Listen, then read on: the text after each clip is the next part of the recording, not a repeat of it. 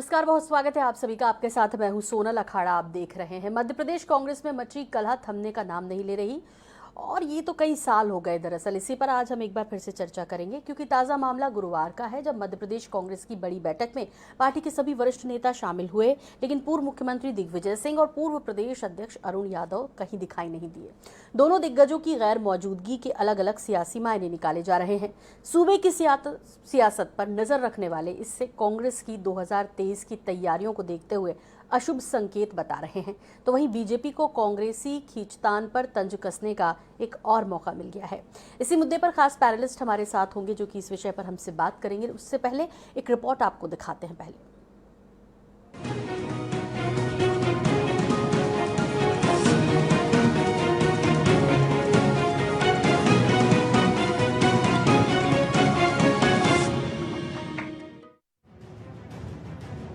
मध्य प्रदेश कांग्रेस की सदस्यता अभियान को लेकर गुरुवार को पीसीसी कार्यालय में बैठक हुई, जिसमें कांग्रेस प्रदेश प्रभारी मुकुल वासनिक और कांग्रेस के राष्ट्रीय सदस्यता प्रभारी के राजू दिल्ली से विशेष रूप से पहुंचे थे।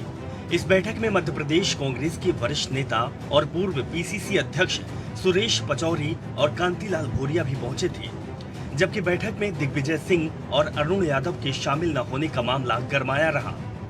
इस पर प्रदेश प्रभारी मुकुल वासनिक ने इसे कोई बड़ा मुद्दा नहीं बताया, तो वहीं कांग्रेस के वरिष्ठ नेता सज्जन सिंह वर्मा ने इस मामले का पटाक्षेप कर दिया। ऐसी कोई बात नहीं है, किसी तरह से कौन उपस्थित है कौन नहीं है इसके ऊपर तर्क वितर्क करना मुनासिब नहीं होगा। ये जो अरुण यादव जी और दिग्विजय सिंह जी हैं, ये इन लोगों ने पहले ही हाईकमान को दिल्ली जाके अपनी बात कह दी है, तो वो हाईकमान के नॉलेज में है। जबकि अरुण यादव और दिग्विजय सिंह के कांग्रेस की बैठक में न आने पर शिवराज सरकार में मंत्री विश्वास सारंग ने इसे कांग्रेस की गुटबाजी बताया और कहा कि सज्जन सिंह वर्मा ने कुछ गलत नहीं कहा। प्रियंका गांधी और राहुल गांधी से ज्यादा अनुभव है दोनों नेताओं का। इसमें कहा उन्होंने गलत बोला, ये बात सही है। राहुल गांधी हो, प्रियंका गांधी हो, केवल नेहरू परिवार में पैदा हो गए इसलिए बड़े नेता हो गए, ये तो नहीं होगा ना। ये बात तो सही, अनुभव में तो अरुण यादव हो या दिग्विजय सिंह हो, वो राहुल गांधी और प्रियंका गांधी से तो बड़े, तो इसमें तो सही है। सज्जन सिंह वर्मा ने गलत नहीं कहा। बहरहाल मिशन 2022 की तैयारी में जुटी कांग्रेस के सदस्यता अभियान को लेकर हुई बैठक में कमलनाथ ने बड़ा ऐलान किया।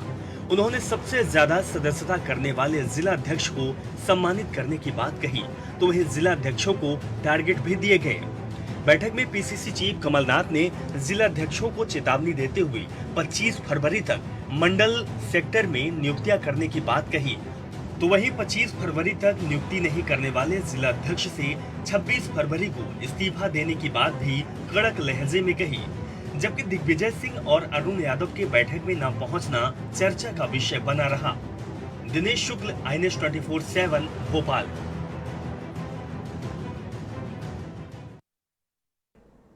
और इस विषय पर विस्तार से बात करेंगे। इसके लिए खास पैनल हमारे साथ जुड़ रहा है। सबसे पहले उस पैनल को मुखातिब करा देते हैं आपसे।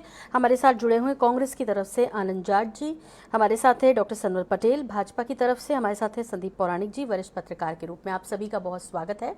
संदीप पौराणिक जी फिलहाल हमारे साथ फोन लाइन पर जुड़े हुए हैं। पहला सवाल मेरा जाहिर तौर पर आनंद जाट जी से, उन्हीं की पार्टी का मसला है। आनंद जी, कितने साल हो गए ये सुनते सुनते कि आपकी पार्टी में गुटबाजी है और इसका फ़ायदा उठाते उठाते बीजेपी को कि आपकी पार्टी में गुटबाजी है।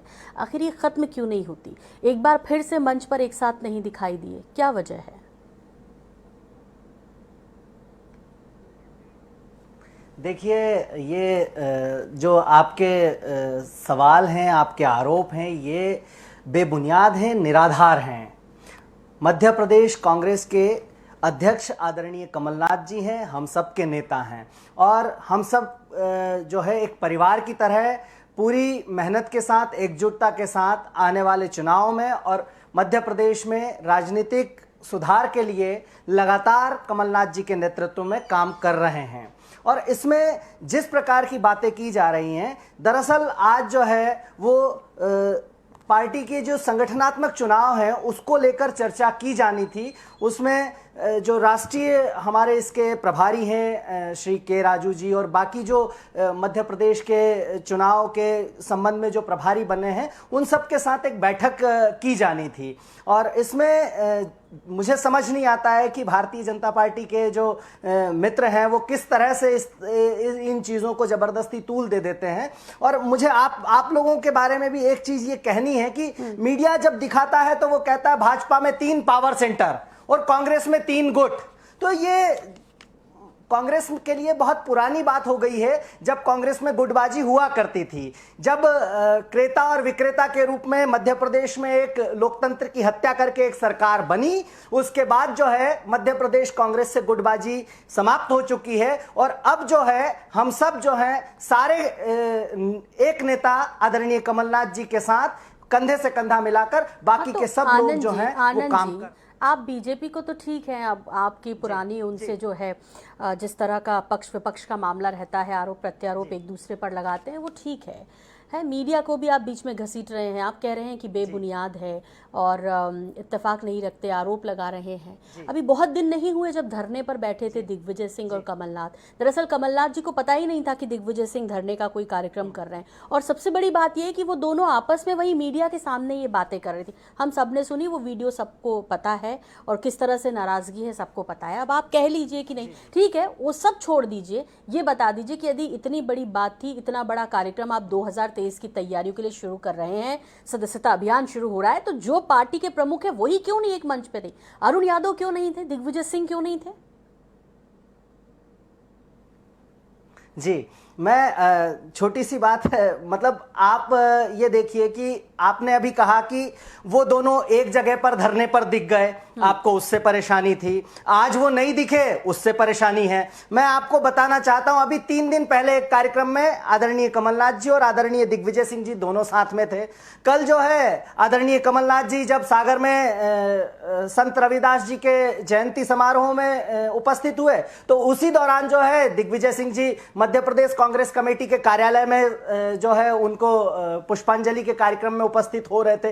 तो ये समझ में नहीं आता, हर नेता जो है वो उसको एक अलग जिम्मेदारी मिली हुई है, वो अपनी जिम्मेदारी के साथ काम करते हैं। वे राज्यसभा सदस्य भी हैं और मध्य प्रदेश के पूर्व मुख्यमंत्री भी हैं, बड़े नेता हैं, तो उनके भी मध्य प्रदेश में लगातार कार्यक्रम हैं और अध्यक्ष और उनके साथ जो आपस में समन्वय है, दरअसल उससे विपक्षी जो है वो चिंतित हैं और वो जनता को, कार्यकर्ताओं को भ्रमित करना चाहते हैं। लेकिन मध्य प्रदेश का कार्यकर्ता पूरी तरह से उत्साहित है और एकजुटता के साथ केवल जो है मिशन 2023 की तैयारियों में लगा हुआ है। साथ ही मैं एक बात और कह देता हूं कि ये जो संगठनात्मक चुनाव है, ये नवंबर में राष्ट्रीय अध्यक्ष और पीसीसी और जिला स्तर पर जो है वो चुनाव की प्रक्रिया के संबंध में बैठक थी, 2023 के संबंध में नहीं थी। जी ठीक है, ठीक बात है। आप आनंद जी बड़ी अच्छी तैयारी कर आए हैं आज आप, और बिल्कुल सोच कर आए कि चूंकि आपकी पार्टी के पास तो अब बोलने के लिए कुछ है नहीं, एक बार फिर वो दिख गया तो या तो आप अपनी भड़ास विपक्ष पे निकालेंगे और नहीं तो मीडिया तो है ही बीच में, जिस पर आप बीच बीच में बोलते हैं कि कुछ भी दिखाते हैं। मैंने उसकी चर्चा की कि दोनों साथ बैठे थे, लेकिन वहां भी दिखाई दे रहा था, वहां जिस तरह का कन्वर्सेशन था। आप मुझसे 4 दिन पहले मिले, कमलनाथ जी ने कहा दिग्विजय जी से, आप मुझसे 4 दिन पहले मिले, आपने कुछ बताया ही नहीं मुझे। अब दिग्विजय सिंह कह रहे हैं कि मैं जरूरी नहीं समझ रहा था, मैं मुख्यमंत्री से मिलने के लिए आपसे क्यों पूछूंगा। ये कन्वर्सेशन हुआ है, ये वीडियो मैं आपको पहुंचवा दूंगी, पर्सनली आपको दिखा दूंगी। फिलहाल मैं बीजेपी की तरफ रुख कर लेती हूँ, यानी मैं सनवर पटेल की तरफ रुख कर लेती हूँ। सनवर जी, आपसे जानना चाहेंगे, जैसे इन्होंने कहा कि विपक्षियों को तो मुद्दा चाहिए और आप दरअसल घबरा रहे हैं 2023 में, क्योंकि पहले आपने सत्ता छीन ली कांग्रेस से और अब उनके यहाँ कुछ भी होता है तो आपको और मजा आ जाता है कि वाह हमारी राह तो आसान हो गई। हाँ, देखिए सोनल जी, आनंद जी की बात से मैं पूर्णतः सहमत हूं। आनंद जी ने कहा कि वो बड़े नेता हैं, वो पूर्व मुख्यमंत्री हैं, वो राज्यसभा के सांसद, कई काम है भाई, उनको कई काम है। ये तो संगठन की बैठक की चलती रहती है। यही तो हम भी कहते हैं कि कांग्रेस में नेता आधारित पार्टी है, नेता का मन होगा तो वो जाएंगे संगठन को कुछ समझेंगे, नहीं तो नहीं समझेंगे। ये कार्यकर्ता आधारित पार्टी नहीं है, ये संगठन आधारित पार्टी नहीं है, ये गुटों में बटी हुई कांग्रेस है, ये खंड खंड कांग्रेस है। ये कभी भी कार्यकर्ताओं को और संगठन को महत्व नहीं देने वाली कांग्रेस है। और आनंद जाट जी ने कहा है, अपना चुनाव का कार्यक्रम बताया है। देखिए, उन्होंने अपना जो कार्यक्रम बताया है उस कार्यक्रम का फैसला पहले ही पता है।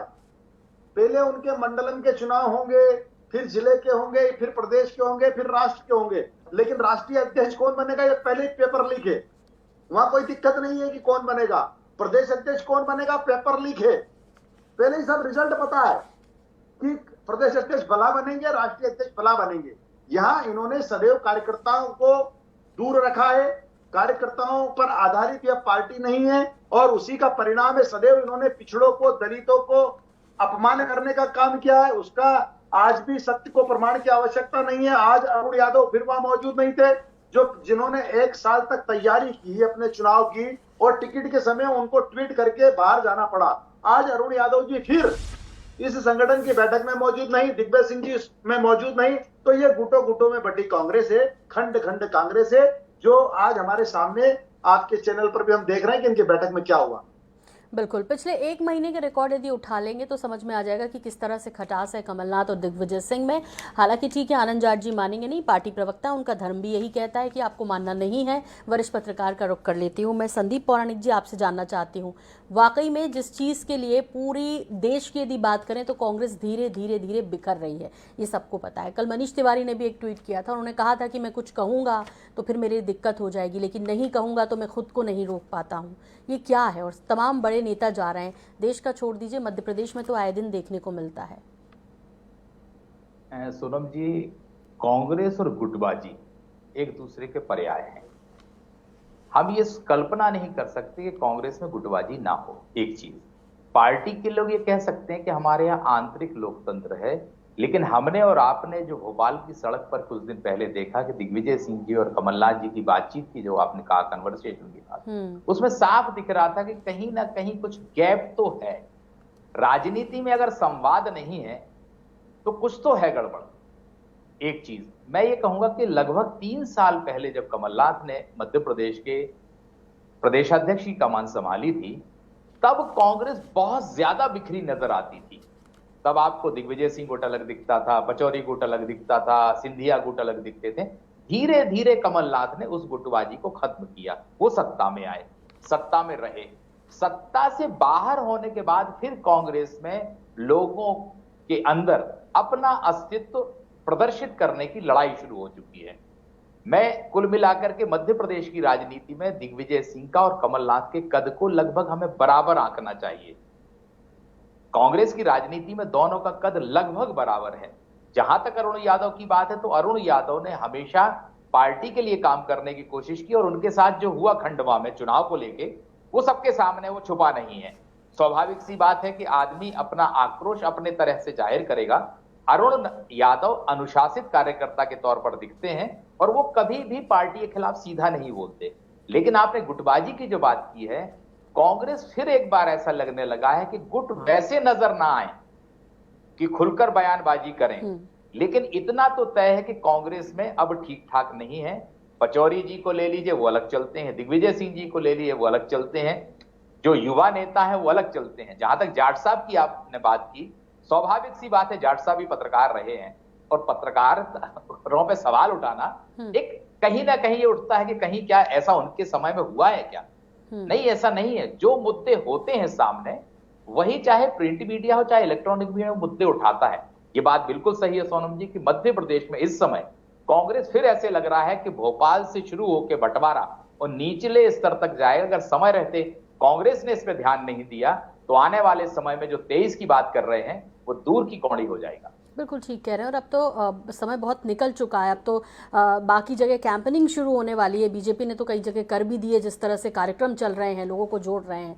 आनंद जाट जी, कैसे होगा आपके जिस सदस्यता अभियान की शुरुआत आपने की है, इससे पहले घर घर चलो की भी आपने शुरुआत की, तो वहाँ भी उस तरह का रिस्पॉन्स नहीं दिखा, आपस में एकजुट वहाँ भी नहीं दिखे। चलिए, आपने कह दिया अलग अलग क्षेत्रों की जिम्मेदारी है, हमने मान लिया, लेकिन सदस्यता अभियान में कैसे जोड़ेंगे यदि वरिष्ठ नेता ऐसे एक एक करके पार्टी छोड़ रहे हैं नेशनल लेवल पर, दूसरी तरफ आपस में गुटबाजियां साफ तौर पे देखने को मिलती है? कैसे सदस्यता अभियान को सफल बना पाएंगे आप लोग?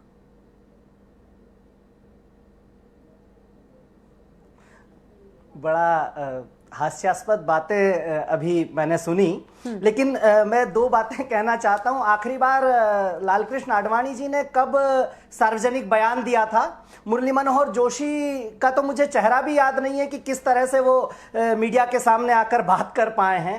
तो कांग्रेस पार्टी के अंदर जो है बातचीत करने का, संवाद की एक प्रक्रिया है, हालांकि मैं उसमें नहीं जाना चाहूंगा। सदस्यता अभियान के बारे में बता देता हूं कि सदस्यता अभियान जो है वो डिजिटली और वर्चुअली दोनों तरह से जो है मध्य प्रदेश और अखिल भारतीय स्तर पर चल रहा है, और उसके माध्यम से हम अपने संगठन को मजबूती दे रहे हैं, चुनाव की प्रक्रिया को जो है वो सतत तरीके से आगे बढ़ा रहे हैं। और रही बात किसी चुनाव में किसी को टिकट मिलने या ना मिलने की, तो मुझे लगता है कि मैं ये कहना चाहता हूं कि उमा भारती के नेतृत्व में मध्य प्रदेश में भारतीय जनता पार्टी की सरकार आई थी, और उमा भारती जी की किस तरह से बेइज्जती की गई थी, वो पिछड़ों का बेइज्जत होना नहीं दिखा इनको। और फिर उसके बाद मैं दूसरी बात कहता हूं कि शिवराज सिंह चौहान पिछड़े वर्ग से आते हैं। मैं ये दावे के साथ कहता हूं कि एक काम जो है पटेल साहब बता दें जो उन्होंने पिछड़ा वर्ग के कल्याण के लिए किया हो, पिछड़ा वर्ग के लिए कोई काम, अगर एक भी काम गिना दे तो मैं आज गारंटी देता हूं उनको। तो मुझे ये समझ में नहीं आता कि बातचीत कहां करनी है, क्या करनी है। अगर हमारी पार्टी में चलो गुटबाजी है चलो, तो आपके पेट में क्यों दर्द होता है भाई साहब? इसका मतलब यह है कि ये भयभीत हैं और इनके पास जो है अपनी असफलताएं छुपाने के लिए आज कुछ नहीं बचा है। ये मध्य प्रदेश की जनता की नजरों में बुरी तरह से एक्सपोज हो रहे हैं, इसलिए ये सारी चीजों का ठिकरा एक्सपोज कौन करेगा? आनंद जाट जी, एक्सपोज विपक्ष करता है ना। विपक्ष जब एकजुट ना हो तो उसका फायदा तो सत्ता पक्ष उठाएगा। आप कितने महत्वपूर्ण विषय हैं, महंगाई है, बेरोजगारी है, कितने बड़े बड़े विषय हैं, मध्य प्रदेश में बढ़ता क्राइम है, आप लोग कहाँ एकजुट हैं कि इन चीज़ों को उठा पाएं? कहाँ थोड़ा बहुत करते हैं, उसके बाद कहाँ टाइट हैफिस हो जाता है मामला, पता ही नहीं चलता, और फिर कहते हैं कि हमारे आंदोलन को, हमारे विरोध प्रदर्शनों को दबा दिया जाता है। एकजुट होकर आवाज़ तो लगाइए, फिर मुश्किल हो जाएगा पटेल साहब के लिए जवाब देना। लेकिन आप लोग कमज़ोर हैं ना, उसका फ़ायदा वो उठा रहे हैं। आप सुनना ही नहीं चाह रही हैं।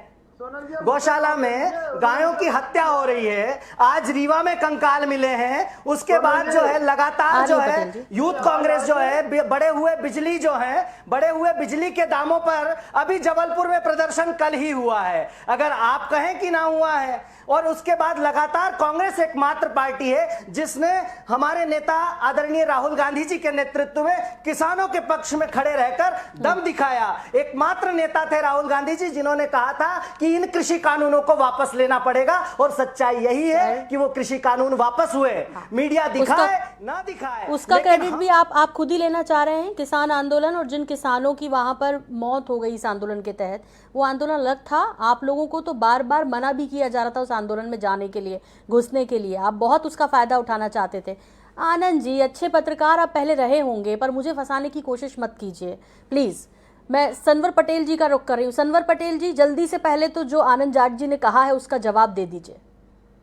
सोनल जी, हमारे विद्वान साथी आनंद जी ने कहा है कि कमजोर वर्ग के लिए, पिछड़ा वर्ग के लिए क्या भारतीय जनता पार्टी की सरकार ने किया, मैं उनको बताना चाहता हूं। पिछले 17 साल में 3 मुख्यमंत्री, उमा भारती जी, बाबूलाल गौर जी और शिवराज सिंह जी चौहान, तीनों मुख्यमंत्री मध्य प्रदेश में भारतीय जनता पार्टी ने पिछड़ा वर्ग के दिए। आगे सुनिए उनका जवाब सुन लीजिए ना आनंद जी, उनका जवाब सुन लीजिए। पिछड़ा वर्ग आयोग का गठन किसने किया? भारतीय जनता पार्टी की सरकार ने किया। सामान्य वर्ग में भी अगर जो लोग पिछड़े हैं उनके लिए सामान्य वर्ग आयोग का गठन किया गया।